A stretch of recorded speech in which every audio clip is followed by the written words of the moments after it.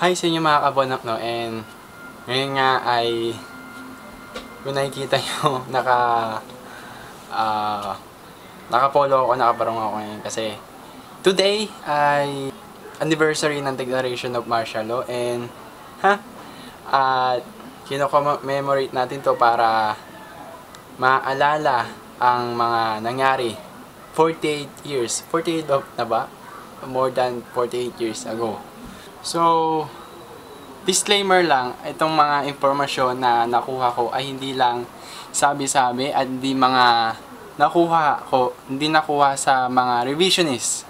Kasi sa panahon natin ngayon ay maraming nag-distort o naggumugulo sa ating kasaysayan. So, itong mga pag-uusapan natin ngayon ay tungkol sa torture methods na ginamit nung panahon ng martial law. So, historical background muna tayo. Martial law declared noong September 21, 1972. Ang estimated ng Amnesty International, ang estimated nila na nakulong ay 70,000 na people ang nakulong during the 9 year yata yung tinagal ng martial law sa Pilipinas. And 35,000 doon ay na-torture.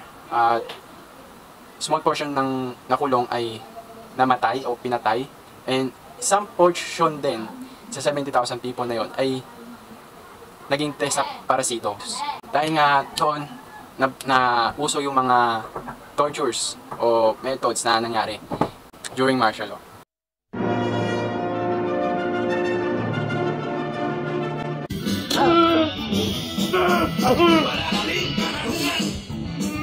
Gising na!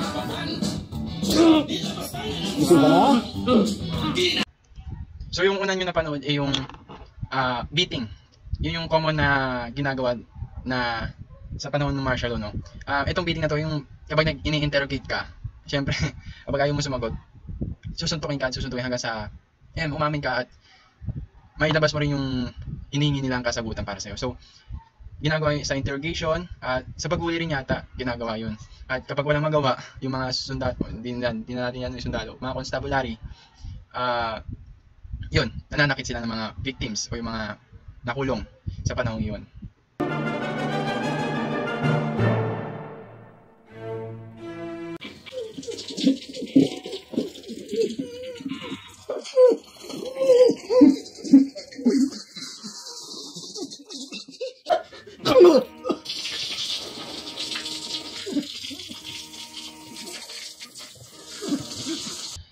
So yung napanood nga mo ay yung napanood nga natin yung sa water cure na method na yun, yung papainumin ka ng tubig at kapag na-satisfy sila sa pagpapainom, saka ka naman susuntukin at you force din naman na mailabas yung tubig na naidudun mo. At ginagawa yun kasi ewan ko sa kanila. At yung sa last part ng video, makikita nyo na yung si Rocco na sino yung actor, hindi ko alam kung anong tawag doon, pero isinama ko na siya sa water cure kasi water binuhos siya ng tubig. Saka ano yun relate naman siya sa torture sa water, no? Kasi bubuhusan ka ng tubig, itatapat ka sa aircon. Ay yung iba pang daw case, iuupo sila sa yelo. So ang hirap nun, double, triple lamig ang mararanasan mo, sabay suntok pa, sabay buntal pa sa'yo. So mahirap talaga.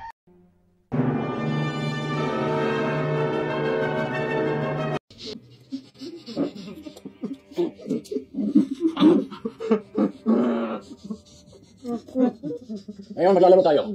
Tingnan natin kung sino mas matibay sa inyong dalawa.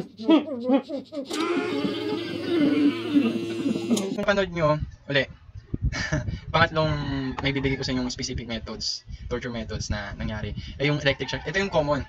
Ito yung ginagawa din ng mga ibabang countries para ari ng lalaki o ng babae. Maglalagay sila ng cord doon para kuryentehin ka. So, ang hirap. Hindi ko ma-imagine sa sarili ko na makuryente na gamit yung sa papasok sa ari ko. Ang hirap nun. Pwede pa siguro kung dito. Kasi, di ba, kapag nag-survive ka naman, kinukuryente ka dito para mabuhay. Pero iba yun. Ayoko pa rin ma-electric shock. Kaya nga, wag. Never again.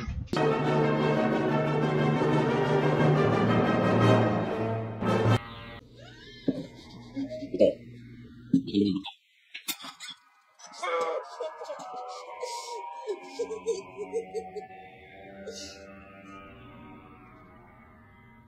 Akalain mo, Birnie ka pa pala. Hoy, bata. Ang sila mo naman. Naunahan ka pa ng bote.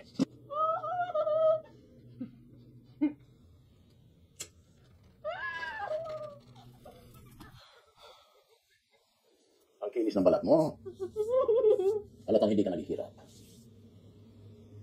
Ang sarap pasuin.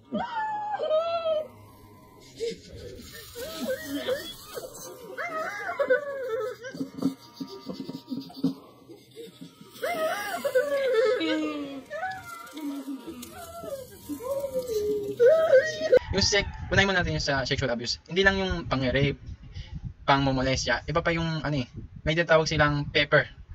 May tinatawag silang pepper torture. Ito yung maglalagay sila sa kamay nila ng pepper. Yung pepper di ba manghang at mahapde sa katawan. So ilalagay nila yon, ipapasok nila yon sa ari ng babae o ng lalaki at sa iba pang parts ng sensitive parts at private parts ng kanilang victim. No? So ang abde, hindi lang basta sexual abuse na rape and molestation. May iba pang ginagawa sila.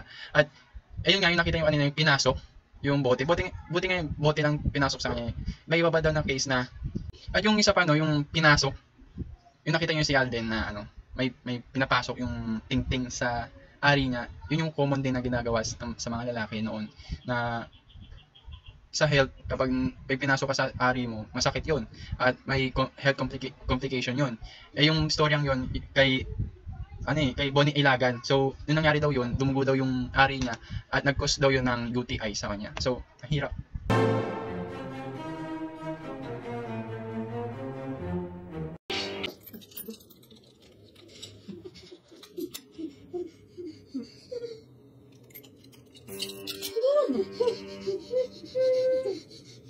Sino sa inyo mauna?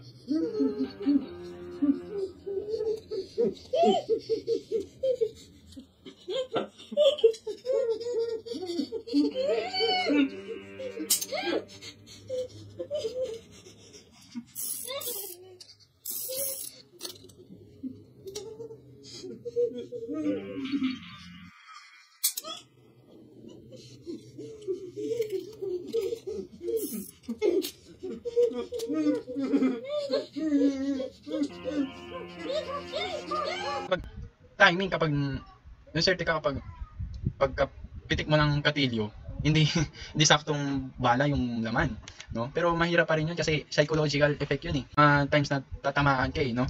Pero kapag tumama sa'yo, goods ka kasi wala ka na hindi ka na nila tutorturein Pero kapag tumiming na walang bala, ako magdasal-dasal ka na kung ano pa ipapahirap sa'yo.